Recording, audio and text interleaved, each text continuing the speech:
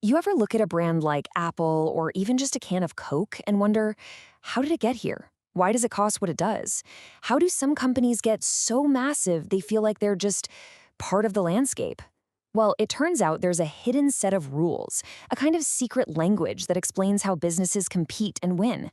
And today, we're going to learn that language. So let's just jump right in with the big question that I think is on everyone's mind. Why does it feel like just a handful of giant companies, in tech, in media, in shopping, are just everywhere? The answer isn't just about having a great product or getting lucky. Nope. It's about understanding the deep economic forces at play, the very architecture of our markets. And to figure all this out, we have to start by looking at the playing field itself. Think of it like a blueprint for the whole market. This blueprint sets the rules of the game. It dictates who's even allowed to play, how hard it is to get started, and what the basic moves are for everybody involved. Now, the master key for reading this blueprint is this really powerful idea called the Structure, Conduct, Performance Hypothesis. We'll just call it SCP. It sounds complicated, but it's actually brilliant in its simplicity. The structure of the market, like how many companies there are, directly shapes how those companies behave, their conduct. And that conduct, in turn, determines the market's final performance, who's making all the money. So remember that. Structure shapes conduct, which determines performance. Let's make this real. Look at big tech. The structure is what we call an oligopoly. There are just a few massive players, like Apple, Google, and Amazon. So how does that structure affect their conduct? Well, they don't really get into vicious price wars, do they? Instead, they compete like crazy on innovation, on new features, on branding. And the performance? Well, you see it every quarter. Absolutely massive profits, in a market that is incredibly tough for any newcomers to crack. See? Structure, conduct, performance. A really big piece of that market structure is something called barriers to entry. You can literally think of these as giant walls built around a market to keep competitors out. The textbook example is a pharmaceutical patent. For years, only one company has the right to make a specific drug. That means they can set the price and rake in profits without any fear of competition. That patent is the barrier. And this slide just illustrates the difference perfectly. On one side, you've got the market for building huge commercial jets. The barriers are insane. You need billions of dollars, you have to navigate crazy regulations, and so what do you get? Basically two giants, Boeing and Airbus. But on the other side, you have what's called a contestable market, like cheap airline routes. A new company can just lease a couple of planes and start flying from one city to another pretty easily. And that constant threat of new competition is what forces everyone else to keep their prices low. Okay, so we've looked at the market's blueprint, the big picture. Now let's zoom right in. We're going from the game board to the players themselves, and we're going to open up their playbook. If the blueprint sets the rules of the game, the playbook is all about the strategies that individual companies use to win.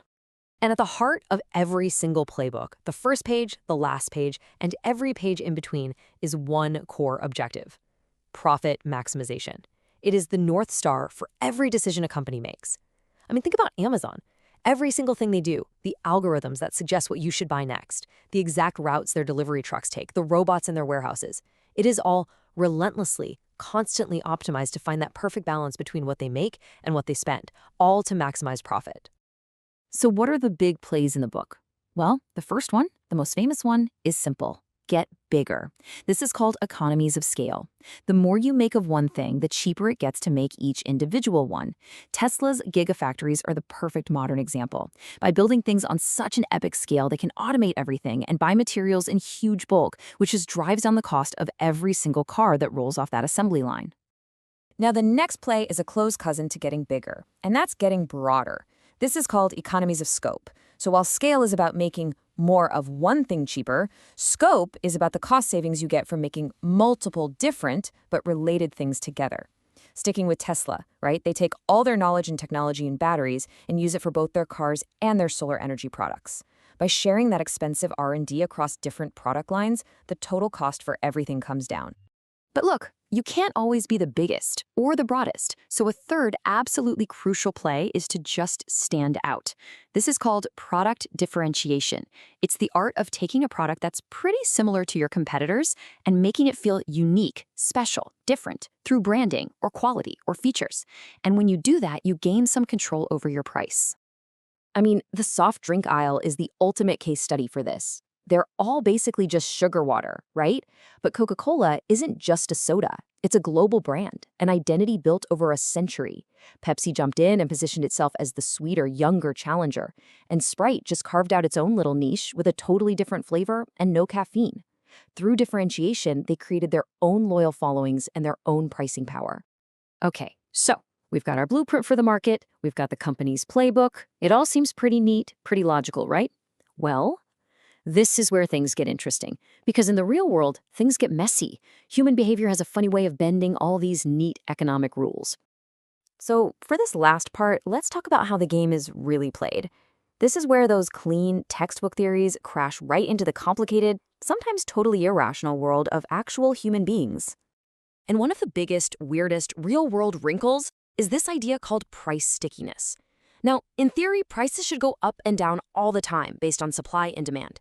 But in reality, they often don't. Prices are sticky. Companies are actually really reluctant to change their prices, even when their own costs change. Why? Well, because changing prices all the time can annoy your customers, it can start a price war with your competitors, or sometimes it's just a huge pain. So a lot of the time, the smartest move is to just do nothing. To see this in action, just think about the price of crude oil. It's traded on global markets, and its price swings wildly. It changes every single day, sometimes every hour, based on what's happening in the world. And yet, the price you see on the sign at your local gas station can stay exactly the same for weeks at a time. The station owner is just eating those daily cost changes, because they know that if they tick the price up 10 cents, you might just drive across the street to their competitor. That right there, that is price stickiness in its purest form. So there you have it. You now have this powerful new toolkit for understanding the hidden forces behind our economy. You've got the Master Framework, SCP. You've got the Markets Gatekeeper, barriers to entry. You know the ultimate goal is profit maximization, and you know the place to get there, scale, scope, and differentiation. And you even know about the real-world exception, price stickiness. With these concepts, you can start to analyze almost any business you see. See, these aren't just abstract theories from a textbook. They are the unwritten rules that are shaping our world every single day, building corporate empires and creating the products we all use. So, the question I'll leave you with is this. Now that you can see the blueprint, what will you build?